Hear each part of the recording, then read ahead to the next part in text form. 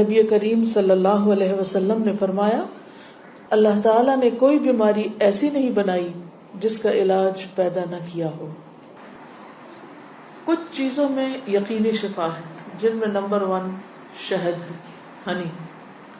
ابو سعید رضی اللہ عنہ سے روایت ہے کہ ایک آدمی نبی صلی اللہ علیہ وسلم کی خدمت میں حاضر ہوئے اور عرض کیا کہ میرا بھائی پیٹ کی تکلیف میں مبتلا ہے، آپ نے فرمایا اسے شہد پلاؤ۔ پھر دوسری مرتبہ وہی صحابی حاضر ہوئے، آپ نے اسے اس مرتبہ بھی شہد پلانے کے لیے کہا۔ وہ تیسری بار آیا اور عرض کیا کہ میں نے عمل کیا ہے لیکن شفا نہیں ہوئی، آپ نے فرمایا اللہ تعالیٰ سچا ہے اور تمہارے بھائی کا پیٹ جھوٹا ہے، اسے پھر شہد پلاؤ۔ چنانچہ انہوں نے پھر شہد پلایا تو اسے تندرستی ہو گئی، کیونکہ قرآن مجید میں آتا ہے نا کہ شہد کے بارے میں کہ وہ شفا ہے، فیہ شفاء للناس۔ کلونجی میں شفا ہے، نبی صلی اللہ علیہ وسلم نے فرمایا سیاہ دانوں میں ہر بیماری سے شفا ہے سوائے موت کے۔ عجوہ کھجور، رسول اللہ صلی اللہ علیہ وسلم نے فرمایا عجوہ جنت کے پھلوں میں سے اور اس میں زہر سے شفا، یعنی اگر آپ سمجھتے کہ آپ کے جسم میں آپ کو بلڈ پوائزنس ہو گیا ہے یا ویسے آپ کے اندر بہت ٹاکسنز ہو گئے ہیں تو اس صورت میں بھی آپ اس سے فائدہ اٹھا سکتے ہیں۔ نبی صلی اللہ علیہ وسلم نے فرمایا جو شخص روزانہ چند عجوہ کھجوریں کھا لیا کرے اسے اس دن رات تک زہر اور جادو نقصان نہیں پہنچا سکیں گے۔ بعض جگہ 7 کھجوروں کا ذکر ہے اور بعض اس میں چند دانوں کا ذکر ہے، تو اگر افورڈ کر سکے تو ایک دانہ ہی روز کھا لیں، 3 کھا لیں، 5 کھا لیں، 7 کھا لیں۔ لیکن یہ ہے کہ ایسے شخص کو اگر کوئی زہر بھی دے یا اس کو کوئی جادو کی کوشش کرے تو اثر نہیں ہوگا۔ اسی طرح برنی کھجور کی قسم ہے، رسول اللہ صلی اللہ علیہ وسلم نے فرمایا سب سے بہترین کھجور برنی ہے، وہ بیماری کو دور کرتی ہے اور خود اس میں کوئی بیماری نہیں ہے، یعنی شفا کا ذریعہ ہے۔ پھر زمزم، ابو جمرہ کہتے ہیں کہ میں ابن عباس رضی اللہ عنہ سے لوگوں کے بے قابو ہجوم کو دور رکھتا تھا۔ ابن عباس ایک اسکالر تھے، مفسر قرآن، تو لوگ ہجوم کر دیتے تھے ان پر، لیکن کچھ عرصہ نہ جا سکا۔ بعد میں جب حاضر ہوا تو ابن عباس نے مجھ سے اتنے دن نہ آنے کی وجہ پوچھی، میں نے عرض کیا کہ مجھے بخار ہو گیا تھا۔ ابن عباس کہنے لگے کہ رسول اللہ صلی اللہ علیہ وسلم نے فرمایا بخار جہنم کی گرمی کے اثر سے ہوتا ہے، اس لیے اسے آب زمزم سے ٹھنڈا کیا کرو۔ یعنی بخار کے مریض کو آب زمزم پلائیں بھی، ماتھے پہ پٹیاں بھی کریں، چھڑکاؤ بھی کریں، کسی بھی طریقے سے اس کو ٹھنڈا کریں زمزم کے ساتھ۔ پھر پانی سے علاج، نبی صلی اللہ علیہ وسلم نے فرمایا جب کسی کو بخار ہو جائے تو 3 رات سحری کے وقت اس پر ٹھنڈا پانی بہایا جائے، یعنی صبح ارلی مارننگ۔ اب یہ وقت آپ نے خود مقرر کیا ہے، اس لیے اس وقت کی پابندی کرنا مسنون طریقہ ہوگا۔ بعض اوقات لوگ خود سے خود ایسی چیزیں اپنے لیے لازم کر لیتے ہیں، وہ ٹھیک نہیں۔ پھر ہے گائے کا دودھ، عبداللہ سے روایت ہے کہ رسول اللہ صلی اللہ علیہ وسلم نے فرمایا اللہ تعالیٰ نے بڑھاپے کے علاوہ ہر بیماری کا علاج نازل کیا ہے، گائے کا دودھ لازمی طور پر استعمال کیا کرو کیونکہ یہ ہر قسم کا درخت چرتی ہے، یعنی جو جانور مختلف درخت چرتے ہیں پھر ان کے دودھ کے اندر اس کا اثر آ جاتا ہے، یعنی وہ ایک طرح سے ان کے دودھ میں بہت ساری میڈیسنز خود بخود شامل ہو جاتی ہیں۔ حجامہ کے ذریعے علاج، ابن عباس بیان کرتے ہیں نبی صلی اللہ علیہ وسلم نے فرمایا بہترین دن جس میں تمہیں سینگی لگوانی چاہیے وہ چاند کا 17واں، 19واں اور 21واں دن ہے۔ معراج کی رات فرشتوں کے جس گروہ کے پاس سے بھی میں گزرا اس نے یہی کہا اے محمد صلی اللہ علیہ وسلم سینگی لگوانے کا اہتمام ضرور کرنا، یعنی حجامہ ضرور کروانا۔ فرشتوں کی ہر جماعت نے آپ کو یہی مشورہ دیا۔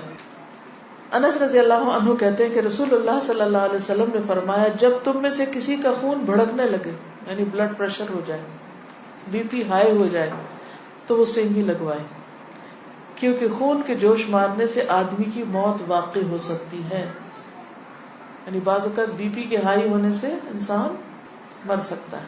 پھر کھمبی کے پانی میں شفا ہے، کھمبی جو من کی ایک قسم ہے جس کو یہ کہتے ہیں مشروم، اور اس کا پانی آنکھ کی دوا ہے۔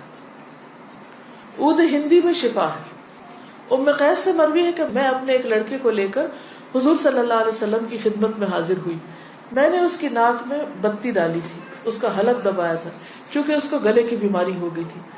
آپ نے فرمایا تم اپنے بچوں کو انگلی سے حلق دبا کر کیوں تکلیف دیتی ہو؟ یہ عود ہندی لو، اس میں 7 بیماریوں کی شفا ہے. ان میں سے ایک ذات الجنب، پسلی کا برم یعنی کہ نمونیا.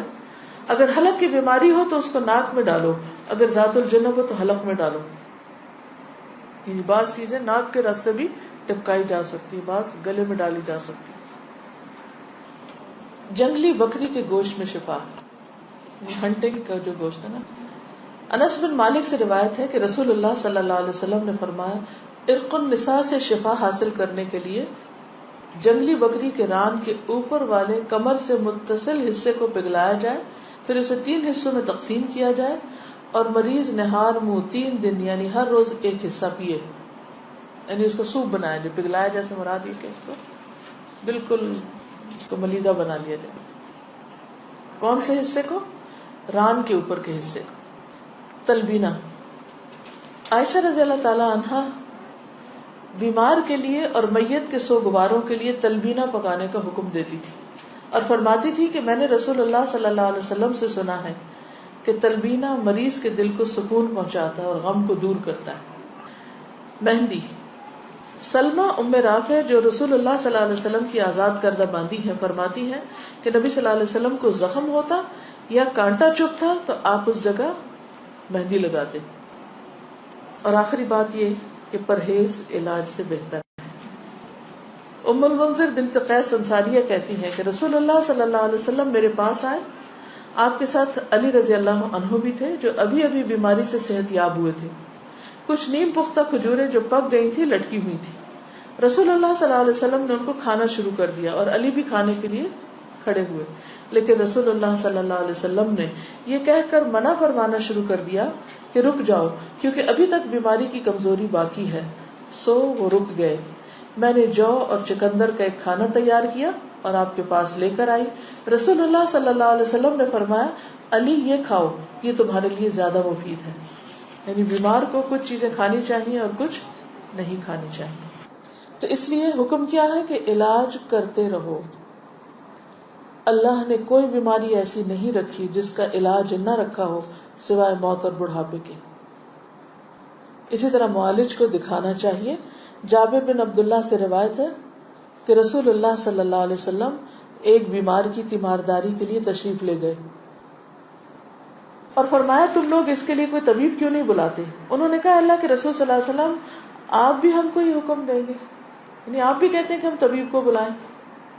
آپ نے فرمایا اللہ تعالیٰ نے جو بیماری اتاری ہے اس کی دوا بھی نازل کی ہے.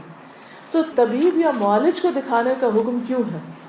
اس لیے کہ وہ صاحب علم ہے، صاحب تجربہ ہے، اس کے پاس ایکسپیرینس ہے. تو جب انسان کو کسی بھی چیز کے بارے میں علم نہ ہو تو حکم کیا ہے قرآن کا؟ فَاسْأَلُوا أَهْلَ الذِّكْرِ إِن كُنتُمْ لَا تَعْلَمُونَ. جاننے والوں سے پوچھو اگر تم نہیں جانتے، چاہے کوئی دنیاوی مسئلہ ہو یا کوئی دینی مسئلہ ہو. پہلا کیا ہے؟ توکل، اللہ پہ بھروسہ کہ شفا مجھے دے گا تو وہی دے گا. اور جو بھی کچھ کرے اس میں یہ نہ سمجھے کہ اس چیز کے اندر کوئی چیز ہے وہ اللہ ہی نے ڈالی اس وقت. دوسری چیز ہے دعا کرنا، دعاؤں سے علاج. تیسری چیز صدقہ کرنا. کوئی بیماری آئے تو صدقہ کیا جائے. ہمارے عام طور پر کالے بکرے کا صدقہ کیا جاتا ہے، تو اس کے لیے ضروری نہیں آپ چاہے بکرے کا کریں، چاہے مرغی کا کریں، چاہے کسی چڑیا کا کریں، چاہے کوئی بھی صدقہ کریں، چاہے کھانے کی چیز کا کریں یا کوئی کپڑے کا یا کسی بھی شکل میں. حضرت حسن بصری سے روایت ہے کہ رسول اللہ صلی اللہ علیہ وسلم نے فرمایا داؤ مغداکم بالصدقہ، اپنے مریضوں کا علاج صدقہ کے ذریعے کیا کرو. یعنی آپ کو کوئی تکلیف ہوئی فوراً جا کے صدقہ نکال دیں.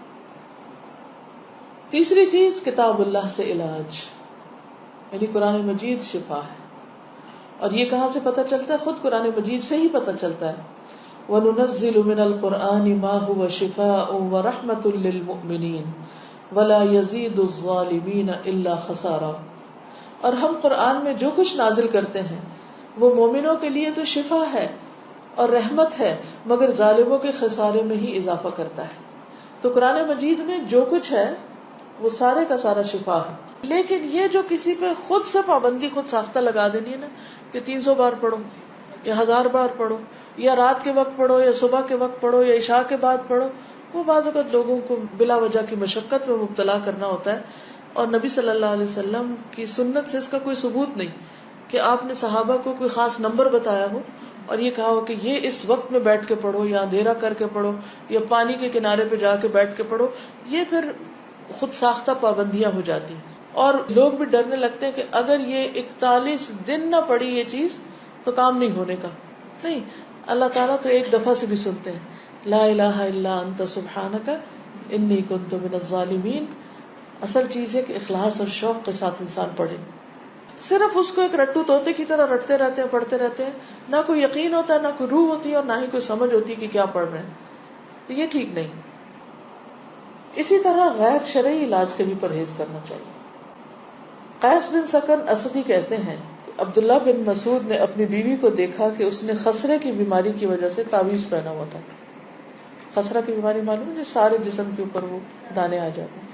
آپ نے اسے سختی سے کاٹا اور کہا کہ عبداللہ کی آل شرک سے بیزار ہے. ہم نے رسول اللہ صلی اللہ علیہ وسلم سے یہ بات بھی یاد کی ہے کہ بلا شبہ جھاڑ پھونک، تعویذ اور محبت کا جادو شرک ہے. یعنی کسی کو مسخر کرنے کے لیے جادو کرنا، کوئی ایسے ٹوٹکے کرنا، وہ بھی شرک میں آتا ہے. یعنی بعض خواتین ہوتی ہیں نا، وہ اپنے شوہر کا دل جیتنے کے لیے بابوں کے پاس چلی جاتی ہیں، وہاں سے کچھ عملیات کرواتی ہیں، تو یہ شرک میں آ جاتا ہے. اسی طرح کوئی چیز باندھ کے اسے گلے میں لٹکا لینا، یہ بھی درست نہیں. اس کو پڑھنا چاہیے. اور شرک یا دم جو ہے یہ سب کچھ پھر شرک میں شامل ہو جاتا ہے. اسی طرح حرام ادویات بھی منع ہے. نبی صلی اللہ علیہ وسلم نے حرام ادویات کے استعمال سے منع فرمایا ہے. ابو ہریرہ سے روایت ہے، سنن نبی داؤد. آپ نے فرمایا جس نے حرام چیز کے ساتھ علاج کیا اللہ تعالیٰ اس کے لیے اس میں شفا نہیں رکھے گا. یعنی حرام شفا نہیں دیتا، وہ مزید کسی بیماری کو بڑھانے کا ذریعہ بن جاتا ہے. آج کل آپ دیکھیں کہ کتنا زیادہ سائیڈ ایفیکٹس کے بارے میں آپ سنتے ہیں. تو بعض اوقات ایسی دوائیاں جو ایک مرض کو بظاہر کیور کرتی ہیں، وہ اپنے ٹاکسنز اور جگہوں پر اتنے زیادہ پیدا کر دیتی ہیں کہ جس سے ایک مرض جاتا ہے تو ایک اور نکل آتا ہے، وہ مکمل شفا نہیں ہوتی. الکوہل سے علاج کرنا منع ہے. بعض لوگ کھانسی وانسی میں وہ دیتے ہیں نا برانڈی، اور کہتے ہیں بس ایک چمچہ بچے کو پلا دو تو ٹھیک ہو جائے گا. چاہے اس سے وہ ٹھیک ہو بظاہر، لیکن وہ مزید مرض پیدا کرنے والی، وہ شفا کا ذریعہ نہیں بلکہ بیماری.